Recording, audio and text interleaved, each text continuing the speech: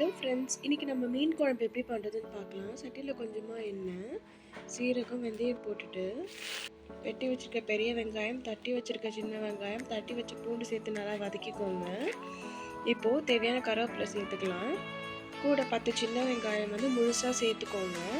குழம்புக்கு நல்லா டேஸ்ட் கொடுக்கும். இதையும் சேர்த்து நல்லா வதக்கிக்கோங்க. இப்போ தேவையான தக்காளி போட்டுக்கலாம். நல்லா வதக்கி விட்டுட்டு காரத்துக்கு பச்சை மிளகாய் போட்டுக்கலாம். இப்போது குழம்புக்கு தேவையான உப்பு சேர்த்துக்கலாம். நம்ம நல்லா வதக்கி விடுங்க. இப்போ தேவையான மஞ்சத்தூள், மிளகாத்தூள் சேர்த்து நல்லா கலந்து விட்டுக்கோங்க. இப்போ குழம்புக்கு தேவையான தண்ணி சேர்த்துக்கலாம். தண்ணி கொதிச்சதும் புளி தண்ணி ஊற்றிக்கலாம். புளி தண்ணி ஊற்றி நல்லா கலந்து விடுங்க. புளி தண்ணி நல்லா கொதிச்சதும் வாஷ் பண்ணி வச்சுருக்கிற மீனை இதில் சேர்த்துக்கலாம். மீன் சேர்த்த உடனே ஒரு 5 நிமிஷம் கொதிக்க விடுங்க. டேஸ்டி மீன் குழம்பு ரெடி. ஒரு 3 மணி நேரம் கழித்து சாப்பிடுங்க. எல்லாரும் ஹாப்பியாக ஜாலியாக செஞ்சு சாப்பிடுங்க. பாய்.